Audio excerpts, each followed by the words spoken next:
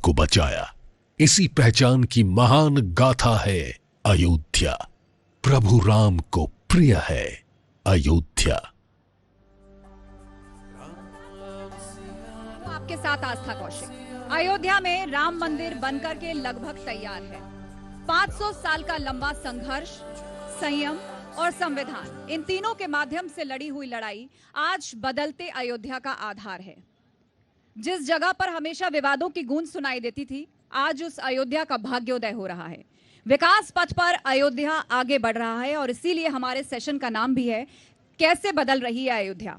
और उस पर चर्चा के लिए हमारे साथ दो विशेष मेहमान हैं। जोरदार तालियों के साथ स्वागत कीजिए महंत राजू दास जी का, हनुमानगढ़ी के महंत हैं। जोरदार तालियों के साथ स्वागत सत्येंद्र दास जी का, मुख्य पुजारी श्री राम जन्मभूमि। चर्चा की शुरुआत करते हैं और सबसे पहले सवाल राजू दास जी आपसे यही, हनुमानगढ़ी से ऊंचा कोई मंदिर नहीं है अयोध्या में और इसके लिए मान्यता यह है कि वहीं से हनुमान जी पूरी अयोध्या पर नजर रखते हैं, लेकिन आपकी इच्छा थी श्री राम का बनने वाला मंदिर उससे भी ऊंचा हो और आज 500 साल बाद संत समाज द्वारा देखा गया वो सपना मूर्त रूप ले चुका है। क्या भावनाएं हैं? पहले तो आस्था जी आपकी, आपके पूरे टीम के लिए मंगल कामना। आपने सही कहा, श्री हनुमान जी महाराज राजा के रूप में यहाँ विराजमान हैं। कहा जाता राम दुआरे तुम रखवारे, होत न आज्ञा बिन पैसा रे। स्वामी प्रसाद मौर्य वाला पैसा नहीं कि वो भी वक्त वक्त पर लोग अपने आप को बदल देते हैं। जिस प्रकार से लंबी लड़ाई के बाद पूज्य महाराज जी बैठे हैं, राम जी के इतने नज़दीक से देखा, इतने भाव से सेवा किया, इस उम्र तक आज तक करते चले आ रहे हैं। 500 वर्ष के संघर्ष के बाद एक दो दिन नहीं हुआ। यहाँ तो व्यक्ति 3 दिन में अपने विचार बदल देते हैं, 5 दिन में अपना मताधिकार परिवर्तन कर देता है, 5 साल में सरकार बदल देती है। लेकिन 500 वर्ष हमारे पूर्वजों ने जो त्याग किया, तपस्या किया, संघर्ष किया, बलिदान दिया, उसका परिणाम स्वरूप एक राम जन्मभूमि मंदिर कोई मुझको फ्री में नहीं मिला। मैं देखता हूं तमाम राजनेता, नेता, विपक्षी बोलते अरे इसमें कोर्ट का आदेश, इसमें फलाने का क्या योगदान। भारत की कण कण में व्याप्त पारब्रह्म परमात्मा भगवान श्री राम की आस्था, विश्वास, समर्पण, त्याग, हर जन के मन में भाव, तो हर व्यक्ति का कुछ न कुछ इसमें योगदान है। और हनुमान जी तो राम रसिया हैं और हनुमान जी महाराज सदैव भगवान राम के चरणों में बैठे रहते हैं और हनुमानगढ़ी में राजा के रूप में विराजमान है। कहा जाता है कि बिना हनुमान जी के अनुमति के राम जी तक पहुंचना संभव नहीं है। बिल्कुल राजू दास जी, और आपने एक संकल्प भी लिया था, वो संकल्प मैं आपको याद दिलाऊंगी, लेकिन उससे पहले सत्येंद्र दास जी की भावनाओं का भी जानना बहुत जरूरी है। सत्येंद्र दास जी, 31 साल से आप रामलला की सेवा कर रहे हैं। आपने उन्हें टेंट में भी देखा, आप उन्हें अस्थाई मंदिर में भी देख रहे हैं और अब स्थाई मंदिर भी बनकर के तैयार है। क्या भावनाएं हैं आपकी? देखिए, भगवान श्री राम रमन्ते योगिनो यस्मिन् नित्यानंदे चिदात्मनि इति राम पदेनासु परब्रह्मा विधीयते। परब्रह्म परमात्मा ही मानव के रूप में इस अयोध्या में प्रकट हुए और प्रकट होने के बाद जो उनके मर्यादा रही, वो अपने मर्यादा के साथ चलते रहे।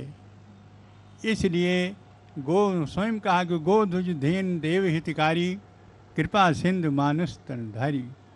भगवान राम परब्रह्म परमात्मा हैं और यह भी है तीनों लोक के मालिक हैं। राम राज बैठे त्रैलोका, हर्षित भय गए सब शोका। आज जो रामलला अस्थाई मंदिर में विराजमान हैं जी, पहले उस विवादित ढांचा में रहे, फिर उसके बाद त्रिपाल में 28 वर्ष तक उनकी पूजा हुई और बड़ी समस्या रही उस समय, क्योंकि उस समय जो रिसीवर रहे वो रिसीवर कोई भी मांग किया जाए तो कहें कोर्ट से होगा, इसलिए कोर्ट बीच बिल्कुल में। सत्येंद्र जी, बहुत सारी मुश्किलें थी और हमें तो ये भी पता लगा कि जिस वक्त टेंट में थे रामलला, साल में बस एक ही बार भुगतान आप लोगों को मिलता था, जिसमें आपको पूजा की सामग्री, प्रसाद, पोशाक, ये सब कुछ मैनेज करना होता था। कितना मुश्किल दौर था वो। देखिए, उस समय हम अध्यापक रहे, हमें सरकार से पैसा मिलता रहा, इसलिए वहाँ किसी प्रकार की कोई पूजा अर्चना, भोग, राग में कोई कमी नहीं हुई। यद्यपि रिसीवर के माध्यम से सदा कटौती किया जाता था। जब भी कोई मांग करते थे कि भगवान के लिए ये चाहिए और उनके बस में ये साल में एक ही बार वस्त्र बनाने के लिए पैसे मिलते थे और वही पूरे वर्ष तक भगवान राम को मजबूरन हमको पहराना पड़ता था।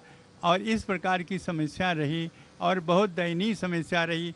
प्रकृति का प्रकोप, चाहे वर्षा हो, गर्मी हो, ठंडी हो, हर प्रकार का प्रभाव वहाँ पड़ता था, लेकिन विवश होकर के उसे सहना पड़ता था। कोई साधन नहीं, क्योंकि रिसीवर जिसके जो जिम्मेदारी रहे उनको भी सरकार की पैसा नहीं देना पड़ता था। जो भक्तगण दान पात्र में देते थे उसी पैसे को देना था, उसके खर्च के लिए वो पूरा दे सकते थे। और अब कहा जा रहा है कि ये सारी बातें जो हैं वो इतिहास बन गई हैं, क्योंकि आज वर्तमान में ही एक नया इतिहास लिखने की तैयारी अयोध्या कर रही है। राजू दास जी, आपने एक संकल्प लिया था कि अयोध्या, काशी और मथुरा में जब तक मंदिर नहीं बन जाता आप जूते नहीं पहनेंगे। बहुत बहुत साधुवाद आपको। आपने ये बहुत वर्ष पहले हमारी आपकी चर्चा हुई थी, आज नहीं, इसीलिए मैंने सोचा उपयुक्त वक्त पे आपको याद दिला दूं। नहीं, जब डे टू डे सुनवाई के लिए हम लोग मांग कर रहे थे, अयोध्या के सभी संत महात्मा, रोज कोई बुलाता नहीं था, फिर भी हम लोग, करपात्री जी बैठे हैं सामने, रोज डटे रहते थे। कुछ नहीं, आप भी नहीं बुलाती थी, फिर भी हम लोग डटे रहते थे कि नहीं, डे टू डे सुनवाई हो, जब डे टू डे सुनवाई होगा तो मुझको न्याय मिलेगा। हम लोगों ने तभी संकल्प लिया था कि नहीं, जब तक अयोध्या, मथुरा, काशी भव्य दिव्य मंदिर निर्माण कार्य नहीं हो जाएगा तब तक चप्पल जूते नहीं पहनेगा। आप देखिए, बड़े गर्व की बात है, मैं आभार व्यक्त करता हूं देश के सचिव प्रधानमंत्री जी का और योगी जी का। अयोध्या में निर्विवादित रूप से राम जन्मभूमि मंदिर निर्माण कार्य चल रहा है। बाबा विश्वनाथ का कॉरिडोर संपन्न हो चुका है। अब तो तत्काल में देखिए 2-3 दिन से और भी नया मामला आ गया कि इलाहाबाद खंडपीठ ने आदेश दिया पार ब्रह्म परमात्मा भगवान श्री कृष्ण की जन्मभूमि को लेकर। सुप्रीम कोर्ट ने, जब वो सुप्रीम कोर्ट भगे, सुप्रीम कोर्ट ने भी कहा कि नहीं होना चाहिए। ये मंदिर मस्जिद का भी बात नहीं है, मंदिर भी कहीं और बना लेंगे, मस्जिद भी कहीं और बनाया जा सकता है, लेकिन किसी की जन्मभूमि में परिवर्तन नहीं किया जा सकता है। ये लड़ाई जन्मभूमि की है। अभी महाराज जी से आपने एक चर्चा किया कि आप समझ सकते हो, महाराज जी वहां पूजा कर रहे, हमारे सनातन में व्यवस्था है, हम वैष्णव हैं, जब तक भोग में तुलसी दल नहीं डालते तब तक भगवान को भोग माना नहीं जाता। महाराज जी प्रत्यक्ष उदाहरण है, तुलसी वहां मौजूद नहीं होता था, महाराज जी लकड़ी उसको रखते थे तुलसी जी का, और उसको धुलकर फिर भोग लगाते थे, फिर रख देते थे। आपने कहा कि वस्त्र, बड़े दुर्भाग्य की बात है, डेमोक्रेसी में, लोकतांत्रिक व्यवस्था में, अयोध्या में जहां साधु संत ही हैं, बाकी कोई नहीं है। मंदिर की स्थिति क्या थी आपको पता है? जैसे महाराज जी ने कहा, साल में एक बार ठाकुर जी को वस्त्र मिलता था, टेंट फटे हुए थे। 9 वर्ष सुप्रीम कोर्ट में लग गया, मुकदमा लड़कर इंतजार करते, 9 वर्ष बाद सुप्रीम कोर्ट ने आदेश दिया कि हाँ टेंट फटा है। महाराज जी ने कहा टेंट फटा है, उससे बरसात में पानी भगवान के ऊपर गिरता है, और वस्त्र भगवान कितने सड़ चुके हैं, गल चुके हैं कि हम भगवान की सेवा भी नहीं कर सकते। छुए तो वस्त्र शरीर से उतर जाए, भगवान नंगे हो जाएंगे। इसके नाते इतना भगवान ने पीड़ा झेली है, तो आज गर्व की बात है। आज सनातनियों के लिए, राम भक्तों के लिए, और देश के हर व्यक्ति के लिए क्या पक्ष, लेकिन राजू दास जी, आप जिस दौर की बात कर रहे हैं, कुछ भी लाग लपेट ना करते हुए सीधे बात कर लेते हैं। कांग्रेस इस बात का क्रेडिट लेती है कि उसी ने तो ताला खुलवाया, पूजा तो तब से हो रही है, पूजा पर तो कोई रोक टोक नहीं। कांग्रेस का और भी श्रेय लेना चाहिए था। जब ताला खुलने का आदेश हुआ था, वर्तमान के मुख्यमंत्री पंत जी थे, उन्होंने सख्त निर्देश दिया था कि वहां से तत्काल मूर्ति हटाओ। महाराज जी प्रत्यक्ष उदाहरण, इनके पूज्य गुरु जी अब रामदास जी महाराज थे, वहां मौजूद थे। सत्येंद्र दास जी, देखिए, कांग्रेस जो इस प्रकार से कहती है वो सब झूठ है। उसने कभी भी भगवान राम के इस मंदिर का निस्तारण हो ऐसा कभी सत्ता में रहते हुए नहीं किया। जरा सी सोचे होते तो जो कार्य आज हुआ वो कभी न हो गया होता। और भगवान को इस प्रकार से 28 वर्ष तक त्रिपाल में और रहना पड़ता है, ऐसा नहीं होता। लेकिन सरकार जो अपनी दलील कोई देती है ताला खोलने का, किसी प्रकार का, वो सब झूठा है।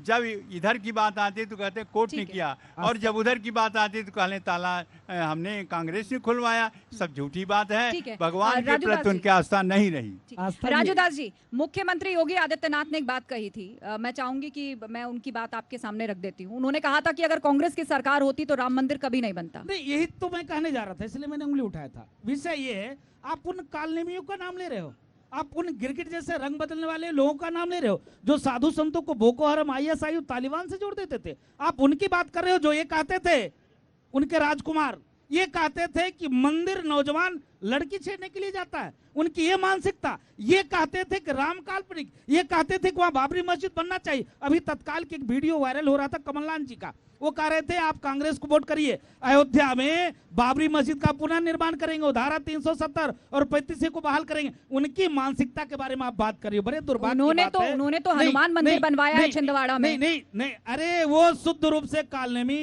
के रूप धारण किए हुए लोग हैं, जिन्होंने देश को धर्म के आधार पर देश को तोड़ने की बात किया। आज देश में 4 लाख मंदिर है। स्वामी तीर्थनारायण जी बैठे हैं, अभी हनुमानगढ़ी दर्शन करने गए थे, मैंने उनसे चर्चा किया, महाराज जी ऐसा क्यों नहीं, आप किसी बता दो देश में किसी मदरसा, किसी मस्जिद को सरकार ने एक्वायर करके रखा है क्या? नहीं रखा है। 4 लाख मंदिर क्यों एक्वायर करके रखा है? तो इन कांग्रेसियों ने सनातन का बेड़ा गर्क कर दिया था, सनातन को खत्म करने का प्रयास किया। आज आपके सामने में इतने संत मुनि महात्मा संघ विचार परिवार के लोग बैठे हैं, जिसका परिणाम स्वरूप है कि आज सनातन बचा हुआ। योगी जी ने सही कहा कि अगर कांग्रेस की गवर्नमेंट होती तो भूतो न भविष्यति, संभव ही नहीं था कि राम जन्मभूमि के पक्ष में फैसला आता। इसलिए मैं ये नहीं कहता कोर्ट पर उनका दखल है। कोर्ट सीधे तौर पर यह कहता कि मामला अगर हम आदेश देते तो कोर्ट तो यही कह रही थी ना कि अभी विवाद हो जाएगा, दंगा हो जाएगा। भाई उत्तर प्रदेश की सरकार यही कहती थी, केंद्र की सरकार यही कहती थी कि भाई इसको छुओ मत, इसको छूना मत, अगर आदेश दोगे तो देश में गृह युद्ध छिड़ जाएगा। कहां कुछ हुआ? कुछ नहीं हुआ।